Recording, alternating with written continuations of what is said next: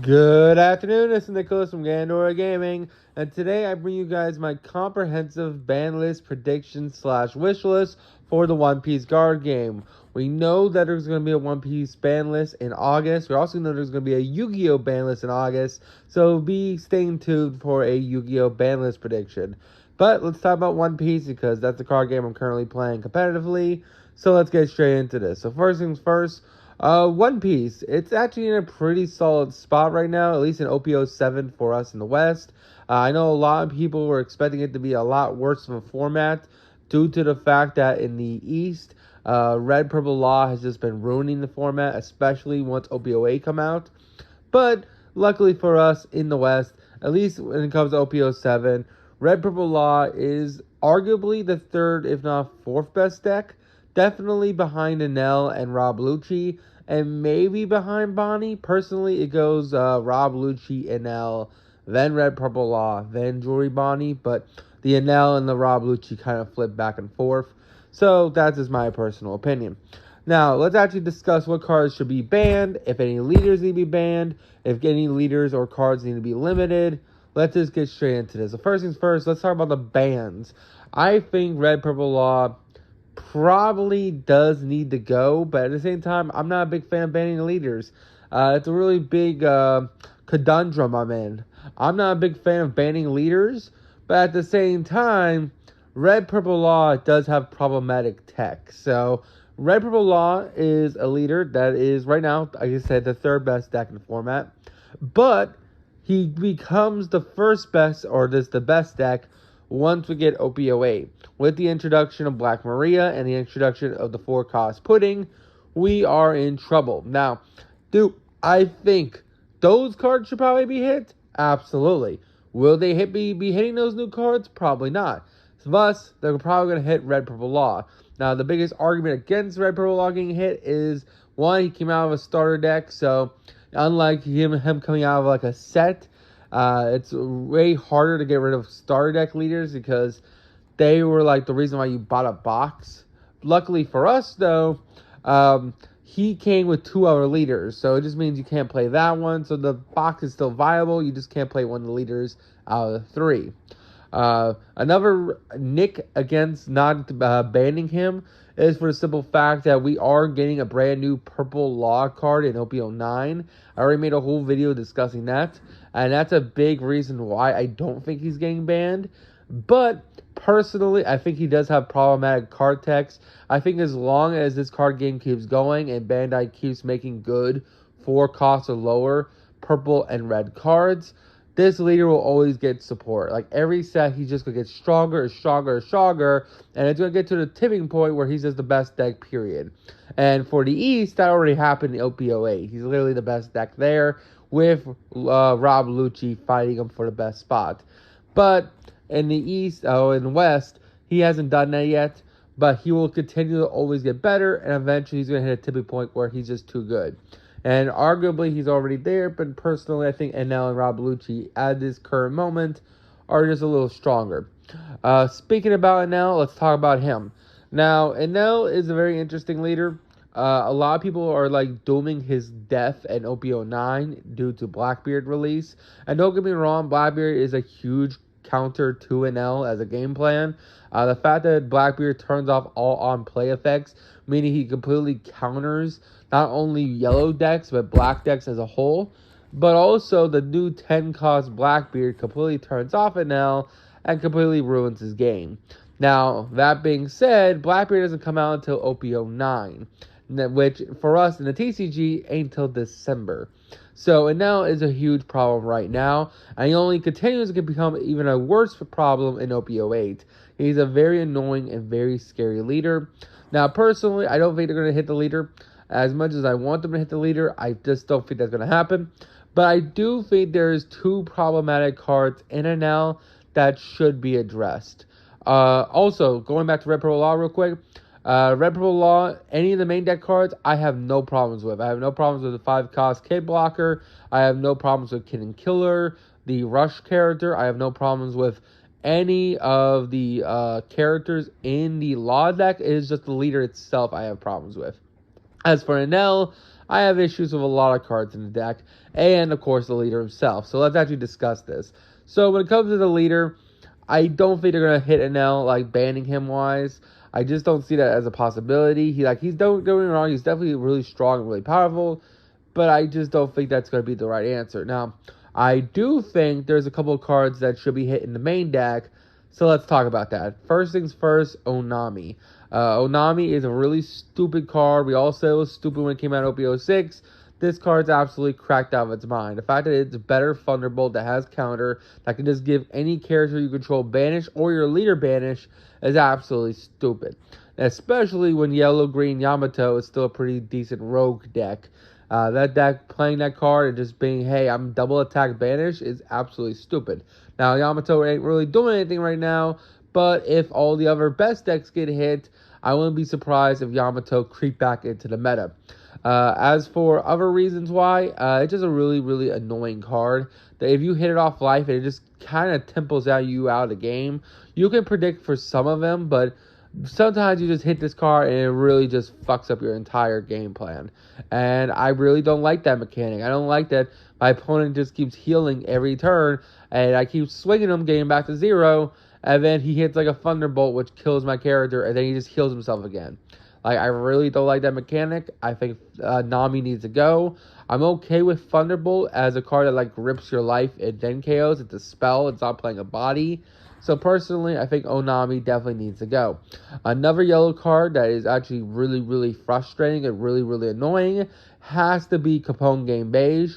I know you can play around the card just because you're like, oh, if I know I really need the swing to go through, maybe Capone might just hose me, so I had to do my attack correctly. But at the same time, there's some times in a duel where you need every swing to go through because you know you'll die the next turn, and they could just hit a Capone Game Beige off life and completely just turn off your entire turn, which is really, really frustrating. I hate that the last life he has, right before he's about to die, as a Capone Game Beige, and you completely outplayed him, but he just wins because that was his last trigger he triggers and completely stops your final swing. That is a very frustrating effect, and I'm really not a big fan of it. So I think Capone Game Beige should definitely be addressed. Now, I know a lot of people are talking about 10-drop Big Mom. I definitely think she's an issue, but she isn't really doing anything right now. Currently, Katakuri, which is the best leader playing her, is not even a meta contender at the moment. Katakuri is definitely maybe top 10, maybe top 20 best decks in the format, but he really has fallen off ever since OP07, even maybe arguably since the Memorial Collection. Thus, I really don't see a reason to be worried about 10-drop Big Mom. I know Pudding's going to be a really cool leader coming out, but again, Pudding is a strong, cool leader, but she's not doing anything in the OCG, even with 10-drop Big Mom being at 4. So, personally, I think it's fine. I think the Big Mom Pirates kind of need some love just because Enel is kind of overshadowing everybody, and that's just my personal opinion there. There is another argument for Kingdom Come. Kingdom Come's basically just the Ragnarok version, or the Red Rock version of our lovely, lovely blue card. Now, both people in the community can say, hey, if yellow can have blue can have Red Rock, why can't we have Kingdom Come? And I think the argument there is, well, blue is more of a control-based color. It's less like aggro. It's less aggressive. While yellow kind of has everything as it is. But maybe there is an argument that Kingdom Come is fine. I'm not really sure. My issue with Kingdom Come is that only really one leader can play it, and that is Enel. Yes, you can play it in decks like Katakuri and things like that, but because those leaders don't heal that well, Kingdom Come doesn't really work that good in those other leaders. But Enel is just absolutely stupid and absolutely cracked out of its mind. Not to mention its trigger is also just really, really insane. So maybe Kingdom Come should be addressed as well. That is it for the yellow pool. Let's actually talk about black now. So the black cards of Rob Lucci, there's some really, really broken cards that need to be addressed. Let's start off with Ennis Lobby. This is the brand new field. Well, it's not brand new. It came out in OP03. But this field spell has finally become broken. And I definitely think it needs to go. This card literally makes Rob Lucci the best black deck in the format. Because it basically says every turn while this card's on field, which if there was more spell and trap removal in this game, I wouldn't be as mean about this card, but there just isn't. The only color that has access to stage removal is literally black, and it's a Tempest Kick, which is a 3-cost event that pops a field spell, but that's a whole besides the point. I think more decks should have field spell removal, but that's just my opinion. But this stage literally says, hey, with no Dawn commitment, I am going to give -3 cost to anything on field that I want without using any Dawn. This basically makes Rob Lucci a killing machine. You doesn't even matter if you play a 10-drop character. They're going to reduce it by 3 without using any Dawn commitment. And then with the rest of the remaining Dawn, they're going to remove your 10-drop and establish a whole board. It is very disgusting and very rude, and I definitely think the field spell needs to go. We do have field spells similar to it, like Marine Fort and things like that, but Marine Fort is not as good. Marine Fort only minuses 1 Dawn, minuses 1 cost a turn, and on the turn you play, it minuses 2 because it can do the initial effect of when on activation, and then it can do another -1. But that's all it can do. It's just -1 every turn. It definitely gets diminished value as the game proceeds. Also, NS Lobby is a trigger. It can play itself off life. So you can hit your opponent for the first life. It'll just play itself. And then you just got to deal with it for the rest of the duel. And I think that's just not cool, especially since Rob Lucci already minuses 1 when he swings. So this literally says I'm going to be minusing 3 every turn, which is absolutely broken. The next black card we got to address is Gecko Moria. Now, I don't think they're going to be banning Gecko Moria because he is getting reprinted. We know this for sure. So Gecko Moria is not getting banned. I also don't think he's going to get errata either. I don't think that's the right answer either, the errata. As much as I want to say errata to just be Thriller Bark Pirates, so only Perona and Gecko Moria can play Gecko Moria as a card, I don't want that either because that just means more people will just play those leaders and they'll just not play any of the Navy leaders or the CP9 leaders, which I don't want that either. I want all the black leaders to have a potential chance in the meta. So I definitely don't think just erratating Gecko Moria is the answer. In my personal, humble opinion, I think if they're not going to ban Gecko Moria as a card, I think they need to put it to 1. And I think the reason why is because there's only actually 2 decks that can actually search it, that being Gecko Moria, and of course our lovely, Perona. Those are the only 2 leaders in the current game that have the search cards or the ability to add it back from graveyard. So if this card is limited to 1, and you go against a deck like Rob Lucci, it's very more likely than not that they're just going to mill this 8 cost from their deck by accident, and then bam, they don't have access to it for the rest of the game. Now, they do have the ability to shovel it back with cards like Rob Lucci, but that makes it a lot less consistent. It means you don't have to worry about an 8-drop, 8-drop, 8-drop every fucking turn. Not to mention, it definitely stops a lot of really powerful combos from like Rebecca into lovely Brooke, which is a very, very nasty little combination there. Which is definitely a lot more healthy for the game. I think black should be able to remove cards on the field, but it should be able to remove whole boards off the field every fucking turn. At least that's just my personal opinion. So I think Gecko Moria is one of the biggest issues with that. I definitely think it needs to go. And if they're not going to ban it, I definitely think it needs to be put to 1. Rebecca, same issue. She's really, really good. But I think if we address Gecko Moria, she definitely becomes a lot worse. She's still a really insane card, and she might be needing to get addressed later on if she does continue to be broken. But I think the biggest card that makes her still stupid is definitely Gecko Moria. So maybe leaving her at 4 is fine, but I don't know. Maybe putting her to 1 as well might be the right choice as well. Finally, there's one more black card I want to address, that being our lovely new Tempest Kick card. This card is basically replacing the original card. I think it's fine. I think it's decent. I've seen that some people are like, oh, well, I see already banned the original one. Now they have the new version. Maybe we should just get rid of it. And personally, I think it's fine. Yes, you have to have 10 cards engraved just to draw 1.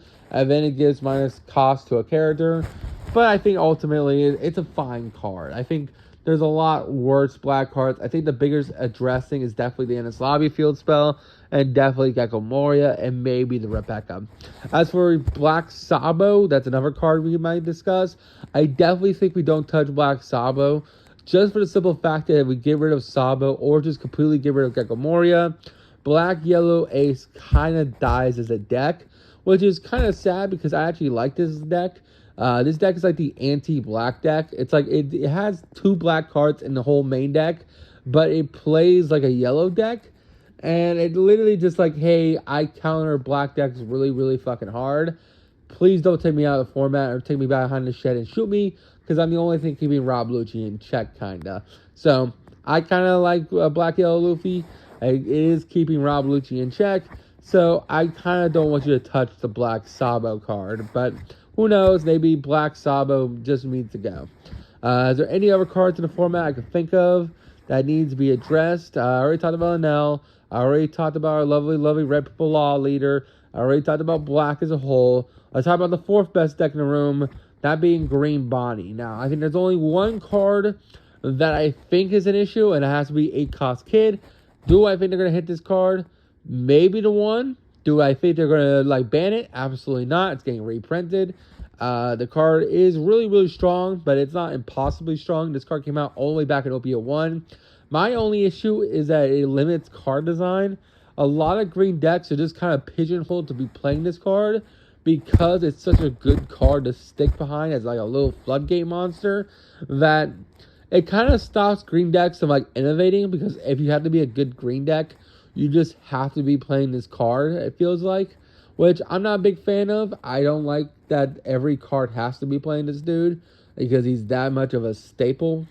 Also, if your deck doesn't have an answer to him, then you kind of just lose that game. Like, if you were playing, let's say, what's a decent leader? I don't know. Let's say you're playing a bad leader. Let's say you're playing 10-drop. Let's just play, you're saying Yellow Big Mom or something. If you do not have an answer to 8-drop Kid that says you must attack him, then you're kind of fucked. You really are. They're going to establish 3 blockers protecting the damn thing. If you don't have a way to Red Rocket or a way to Kingdom Come this card out of this game, then you're going to have a really tough time against 8-drop Kid. I'm really not going to lie about that. But that's really all I got. I hope you all enjoy. Don't do anything stupid. See you on the next one, and bye-bye.